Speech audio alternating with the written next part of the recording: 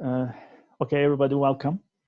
Today, we're going to talk about attraction in close relationships.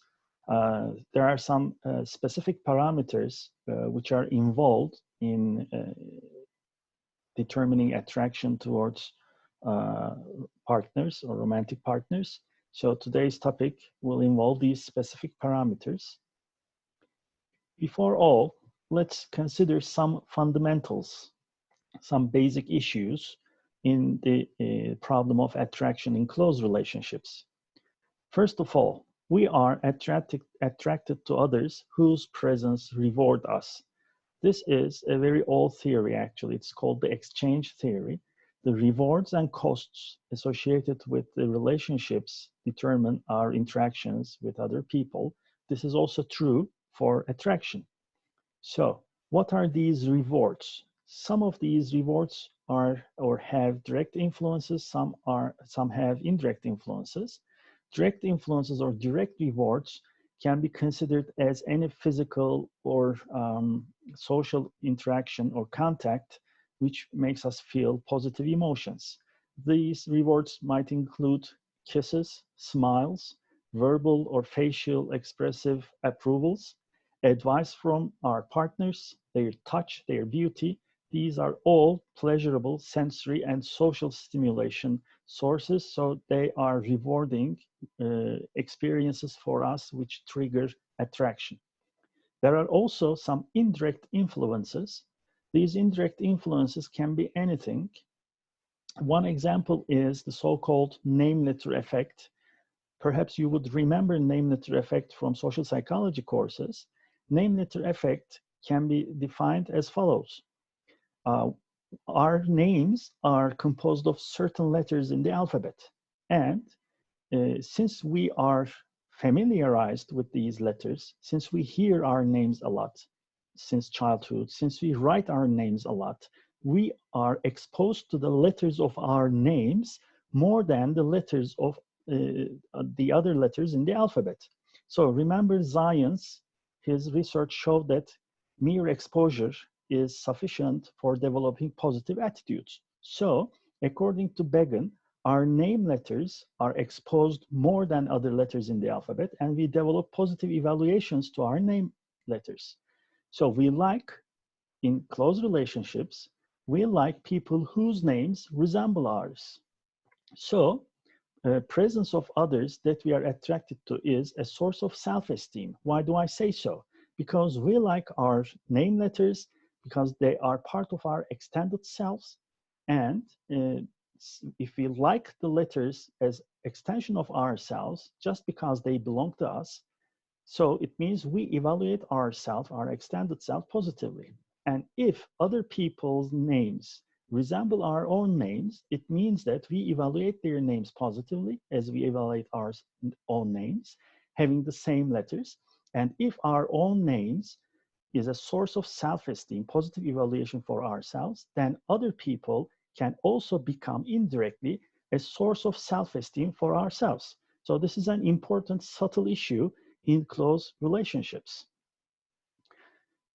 Another basic issue in attraction in close relationships is instrumentality, which means that we are attracted to others who help us to attain our goals. So we have our own goals. These may be academic goals, personal goals, work-related goals, family goals, whatever. And sometimes we need outside help so that we can attain our goals. Just imagine you're studying for a specific topic for an exam, let's say, and you do not understand some specific topic, and one of your friends explains this to you. So that this explanation would be instrumental in achieving your own goal. So when we have close relationships, to the extent that other people serve our goals or help us to attain our goals, make them more attractive. So these are some subtle influences. The first parameter, which I'm going to talk about today in attraction, is proximity. Proximity means physical closeness. So being close to other people is the first physical stimulation which can start attraction. So in order that we are attracted to others, we must be able to first have physical contact in time and space with them. So if you cannot see, if you cannot have some talk or chat with another person, how can we get into interaction and have pleasurable or unpleasurable stimulation? So the first rule is proximity. We perceive their physical attributes. We store them in our memories. In other words, we represent them in our memories, and then we remember them. To the extent that these experiences have positive, rewarding, emotional consequences, we come to get attracted to these people. And we experience emotions in their presence, which reinforce our behaviors. Remember, reinforcement means, or reward means, a stimulus which increases the probability of a behavior. So if we experience in their sight, in their presence physically, positive emotions, these positive emotions serve as rewards which increase the probability of interaction-related behaviors. So we learn to like others, in other words. Therefore, physical proximity, to the extent that it provides rewards, helps us to get attracted or makes us attracted to other people. And since these rewards reinforce our certain interaction-related behaviors, it means we learn to like others. So liking others and getting attracted to others is something that we learn. Being in close physical contact, therefore, is the prerequisite of attraction. So this is the starting point. There is a very classical study, an experimental field experiment, an experimental study in the history of social psychology by Festinger, Schachter, and Beck. You can find some details of this research in your textbook as well. Now here, you observe in this figure a dormitory, okay? This is the dormitory building, and these are the student rooms in the dormitory, as you observe, and they're numbered. And in this experiment, when students become members of the university, they become enrolled in different programs. If they want to live in or stay in dormitories, then they are assigned to some dormitories. But this assignment is made randomly. So nobody knows each other in advance. So they are placed in different rooms or dorm rooms, as you see here. But the critical question is this: if proximity is important in terms of getting related to other people, liking other people, or being attracted to other people, then the hypothesis is that to the extent that two people are closer in space here, so for instance, 6 and 7 people living or students living in 6th and 7th rooms, if they are closer to each other, then they should like each other more as compared to students who are placed in farther away rooms, such as 6 and 10. So there should be a systematic relationship between the physical distance of rooms and the evaluations for other people. So in this study, in this field experiment, residents are randomly assigned to rooms in 17 dorm buildings, and they were asked to list their 3 close friends at the end of the semester. And the data shows that if there is 1 door away distance between 2 people, like 6 and 7 or 7 and 8 or 2 or 3, if there is a 1 door away distance between 2 people, the probability for becoming friends is 41%. But if there are 2 doors away, such as 6 and 8, 2 and 4, and so on, then we observe half the way decrement in the probability of getting friends, and the probability of becoming friends at the end of the semester decreases systematically as the distance between the doors increase. So this is a very good field experimental demonstration of proximity begets attraction. Most importantly, this proximity is not only being in the same building. When they are asked, when the students are asked to list their 3 close friends, they also listed some names who are living in the other dorm buildings among 17 buildings.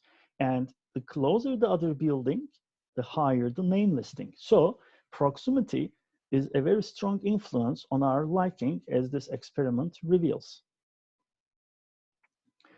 Proximity also helps us to get familiar with other people, and familiarity requires that we have repeated contact with other people. Why is this important? Because familiarity is the basic fundamental mechanism, as we know, mere exposure effect. So people, let's first remember mere exposure effect from social psychology. According to this theory, people come to like attitude objects more as they get familiarized with them more. So what is the attitude object in close relationships? The other person that we are getting into interaction is an attitude object because we come to like or dislike. We come to prefer to be with this person, or we prefer not to be with that person. If we prefer to be with that person, if you like being with this person, if you like this person in general, it means that this person as an object is positively evaluated. So it is an attitude object. So subjects in Zion's classical experiment were exposed to alleged sözde Turkish words or Chinese characters in a random order. Some Turkish words or Chinese characters are presented in this random order once. Some of them are presented twice or 5 times, 10 times, or 25 times. So this is the typical manipulation of exposure. The more stimulation means higher exposure. So 25 times is more exposure, whereas only once is small or little exposure to this stimulus words or Chinese characters. So why did they use Turkish words or Chinese characters? Because when this experiment was conducted, a typical American student didn't know about Turkish words or Chinese characters. So the attitude objects were not known before the experiment by the participants. Then they were asked to evaluate each stimulus, but this time the stimulus set was presented by adding some Turkish words or Chinese characters which were not presented in the first session. So zero frequency means that some of the stimuli were not presented before. And then the participants, after observing or seeing or being exposed to each stimulus or character, were asked to make good, bad, semantic differential judgments, evaluations about how good do you think the meaning is. It is not possible that an American student would know the meaning of a Turkish word or a Chinese character. But the expectation was that the more the students were exposed to different words or characters, the more they will get familiar to them and the more they will like them. So the hypothesis was that if somebody viewed a specific word 25 times, this person will have higher positive attitudes than a word he or she viewed for only once or twice. So these evaluations were the attitude measurement. And as you observe on this graph, as the exposure frequency increased, then liking increased. So proximity helps us to develop familiarity, and familiarity or familiar stimuli become positively evaluated stimuli. This is the same case in close relationships. The more we get into contact with the same person, the more we have interaction with the same person, the more we see this person, the more we hear this person, the more we get familiar with this person and we come to like this person or get attracted to this person. So a study on exposure effects is conducted in another field experiment. And actually this time the field or the natural setting is a classroom. So Moreland and Beach conducted a study in a lecture hall in the university. A lecture hall means amphi. So in this study, they used the help of 4 women confederates, and these women were told that they are expected to attend to the lectures and they should come to the class exactly just before the lecture started, come to sit somewhere that everyone can see them, never talk, never look, never get into interaction with other students in the class, just be present in the class physically. So this is typical exposure. So 4 women dressed in casual clothing. This is important because we should control for a possible explanation that is any confederate was liked or any confederate has been attracted by the students in the class because of their clothing. So they dressed in casual clothing like the other students, and attended a different number of class sessions, which means one of the Confederate women attended no class sessions, which means no exposure. Another woman attended the classes 5 times, another 10 times, another 15 times throughout the semester. So as you observe, the amount of exposure to different women was manipulated by the experimenter. So what's the expectation? The higher the exposure, the higher the perceived attractiveness of this woman. So we talked about this. And there were 2 samples in this study that's also important. The first sample was a pretest pilot study sample. In this sample, some of the students rated the attractiveness of these 4 women on photographs. So they just simply looked at the photographs and evaluated how attractive each woman were. This is important because there should be no attractiveness difference between the different Confederates, which can be an alternative explanation to the effect if we observe it. The second sample was a field experiment sample. In this field experiment sample, the participants were composed of the students who are actually enrolled in this course, in this class. So they are the actual students in the class. And after being exposed to these 4 women for different exposure frequencies, they were asked to rate the attractiveness of each woman after exposure. And in this attitude measurement, semantic differential evaluations of attraction were used, how attractive they were asked, and the answer would be given not attractive at all and very much attractive from 1 to 7.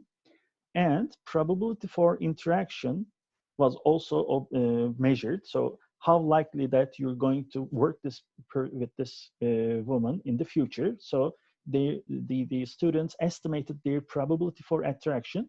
This is a behavioral measurement of attitude or attractiveness in terms of willingness to interact with this person. So what are the results?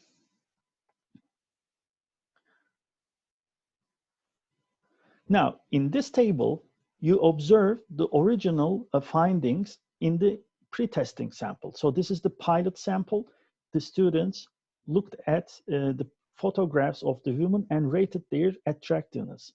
This is an important finding showing that each woman was evaluated equally attractive at the start of the experiments, which means the attractiveness of women was equal among them.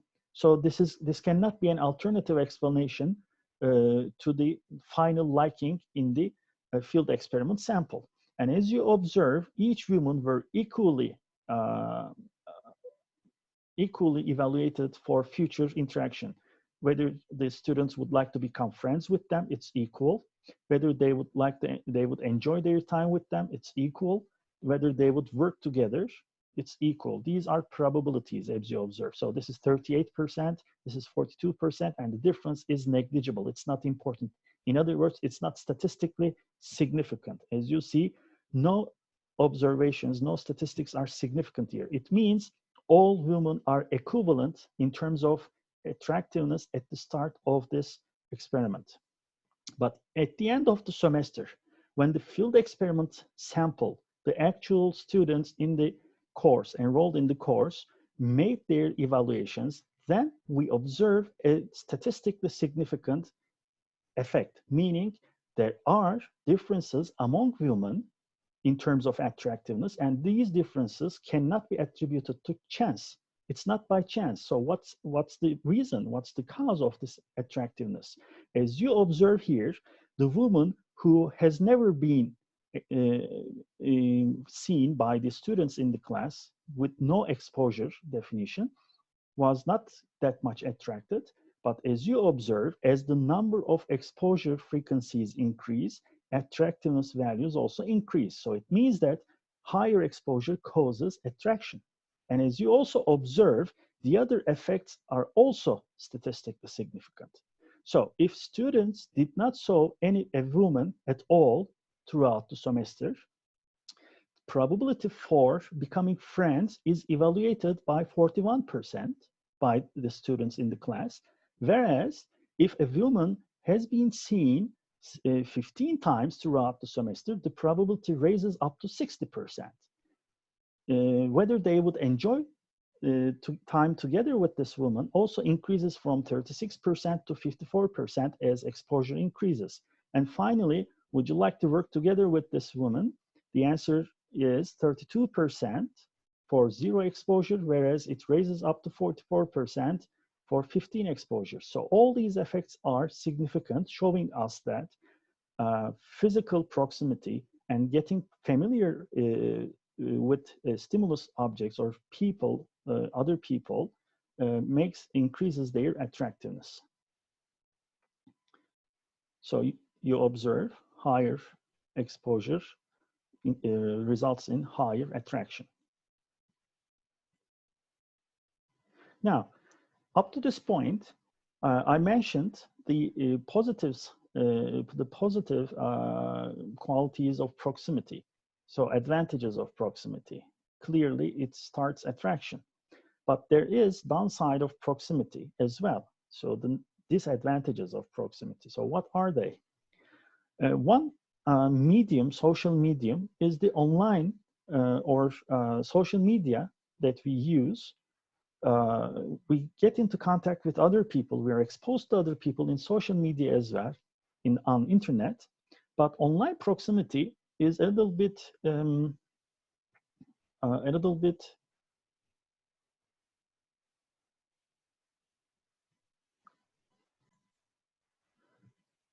okay.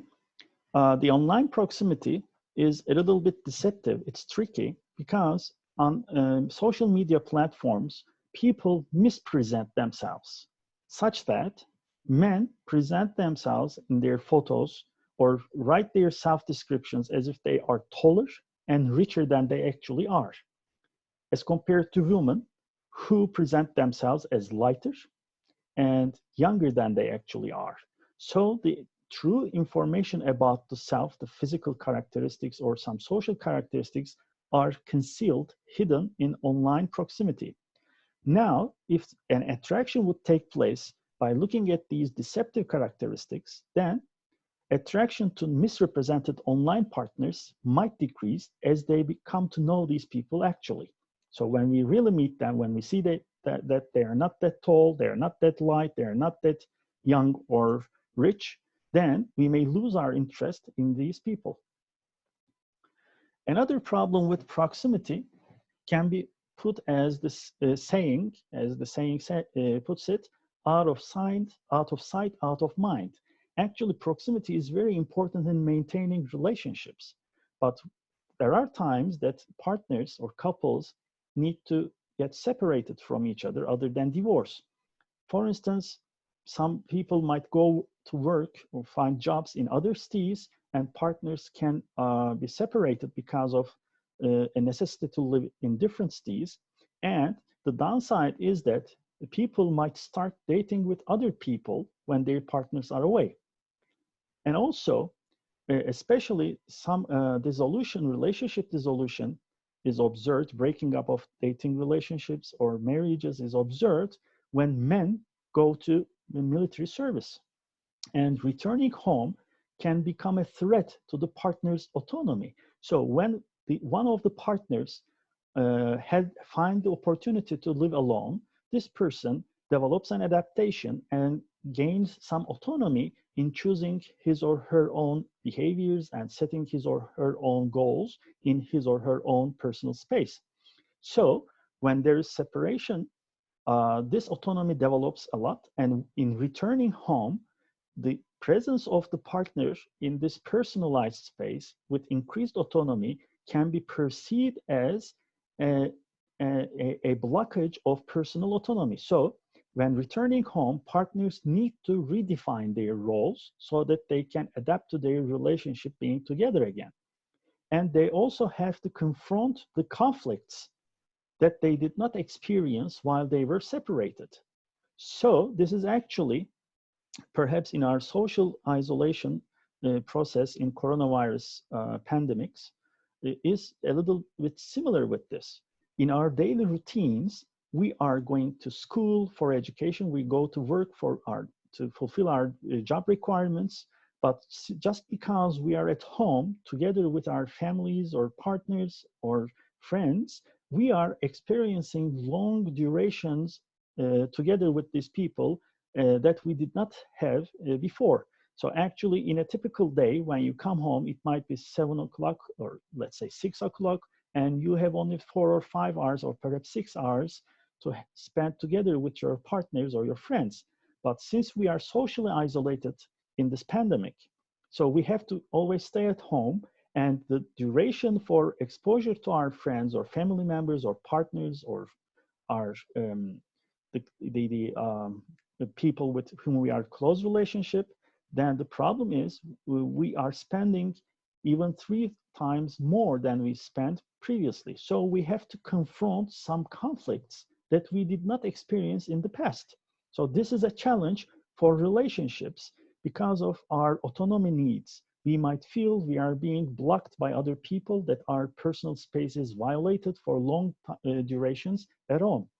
So what is the protective factor? So proximity is not always does not always prove good, but there are some protective factors such as commitment. Remember, commitment is a motivation to pursue or maintain a relationship, to stay in the relationship, both by emotion, by our feelings. So we effectively commit to a relationship by feeling that we will always love our partner, or we may have behavioral commitment that we are going to maintain the relationship, we are not going to get separated, and so on.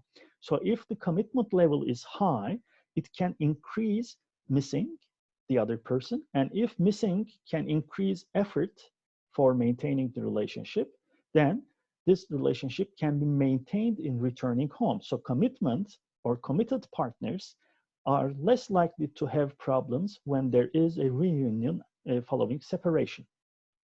So these are the pros and cons of proximity, physical closeness in space.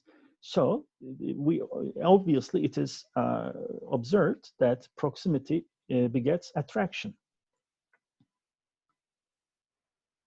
And there is another downside of proximity. Proximity is rewarding. We seek proximity. No matter distance communication through video is possible, physical contact has more rewards in it. Just imagine this classroom situation that all we are in now, okay? We had proximity in the past. We had very well defined roles in the classroom, as we had physical and social contact in a typical classroom situation. And our looks to each other, our gestures, facial expressions, smiles, dislikes, they were all rewards that we had experienced throughout the lecture process or classroom process.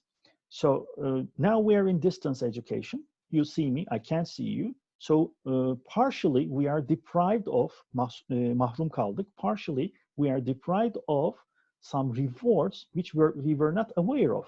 For instance, the looks of my students when I'm talking about a specific issue is a very rewarding experience because I can understand whether my students can understand what I'm talking about. So I'm deprived of this reward. Therefore, it becomes a little bit harder for me to pursue my concentration in lecturing now. So proximity is rewarding and distance is costly. These costs might include emotional costs, monetary costs.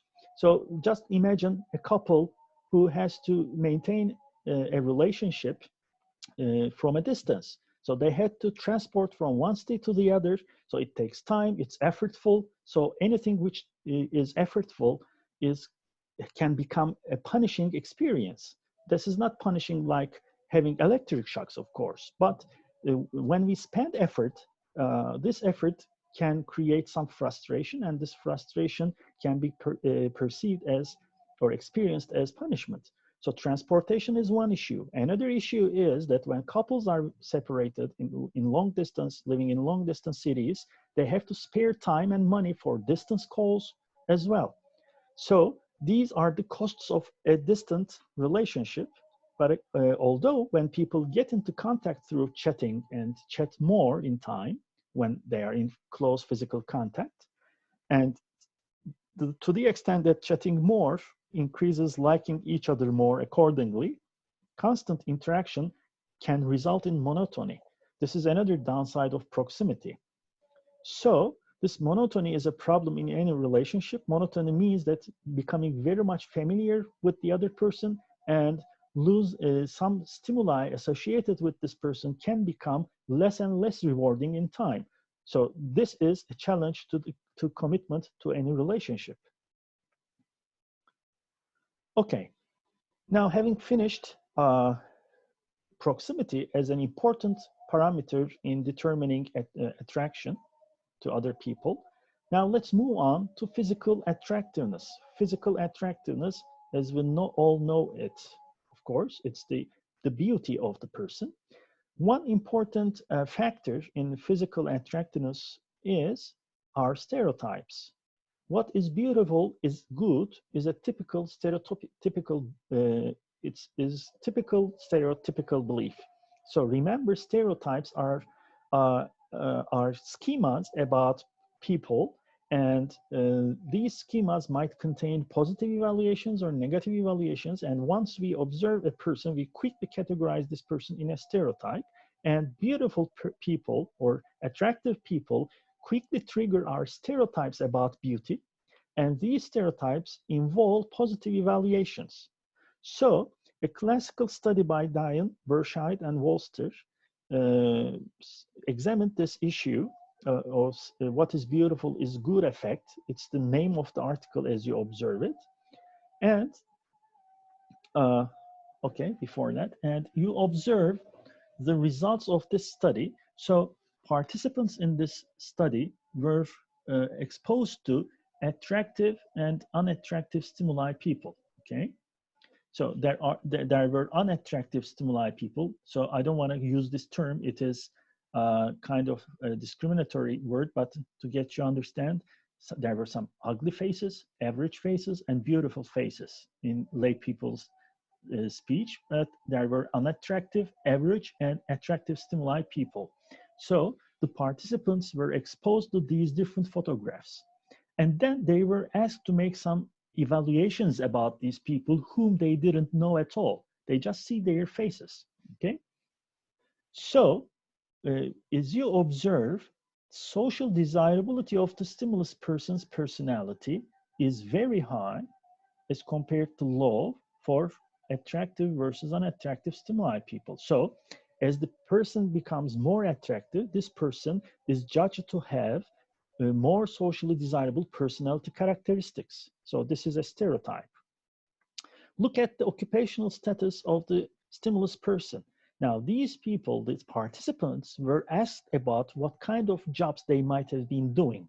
So they don't actually know their jobs, the stimulus people's jobs, but they were asked to guess their jobs. And they made guesses. And some jobs are high prestigious, high paying jobs, whereas some jobs are low prestigious, low paying jobs. And as you observe, participants predicted or judged or guessed that attractive people have better jobs than unattractive people. Look at the marital competence. What would you think about the marital experience of this person?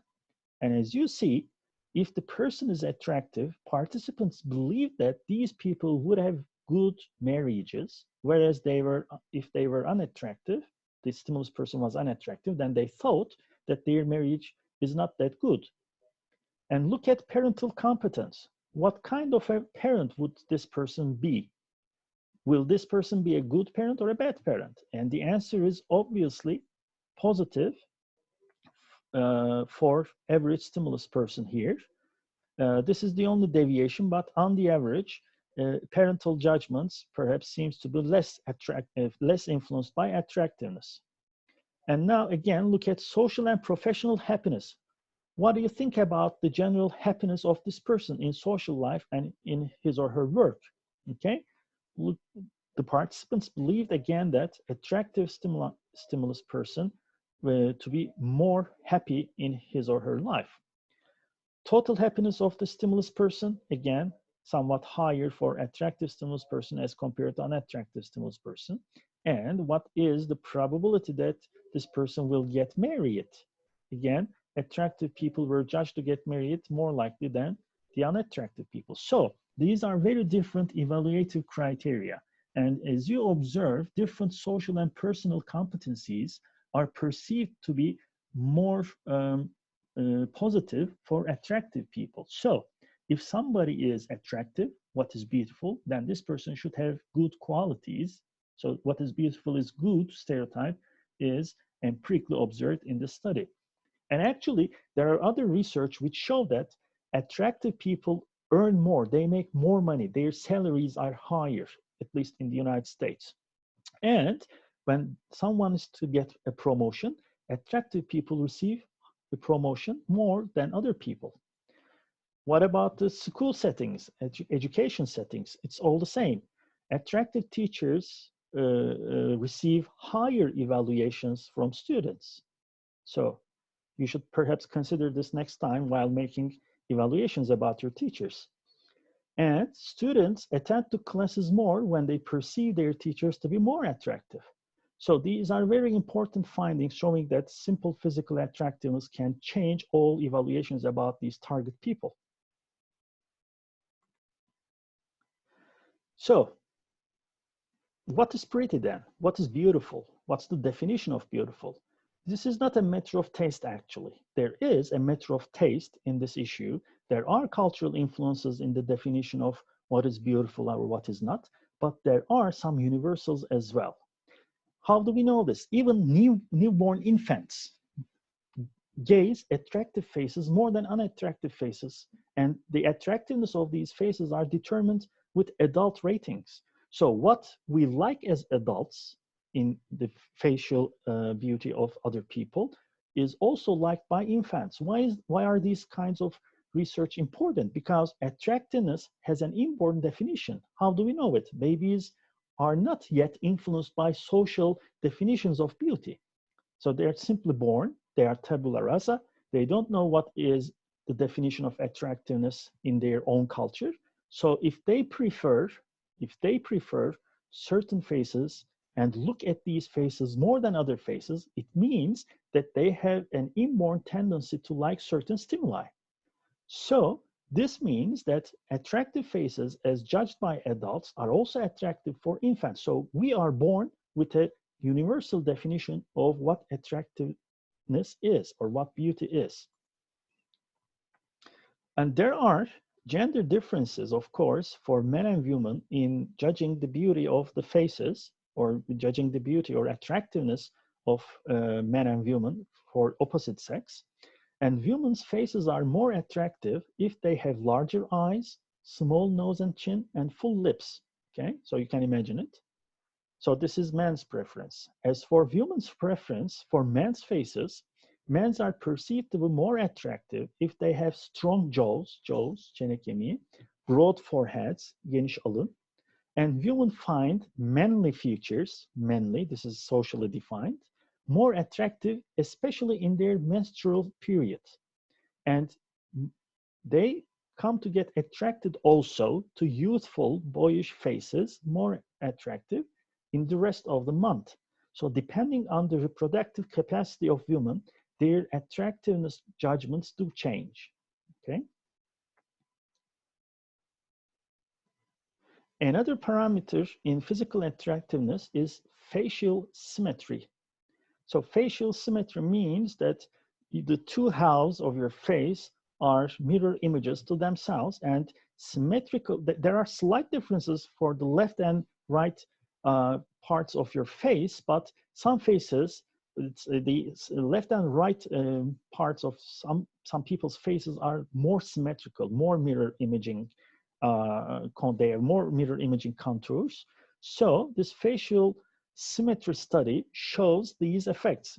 Symmetrical people of both sexes, both men and women with more symmetrical faces are known to have better health, and men report earlier sexual onset and more sexual partners if they have symmetrical faces. These are the simple findings of previous studies. So Fink and other colleagues studied facial symmetry and judgments of attractiveness, and especially they focused on whether a symmetrical, hence attractive face would be judged as having other important positive attributes or negative attributes. So look at this graph. I'll try to explain it in detail.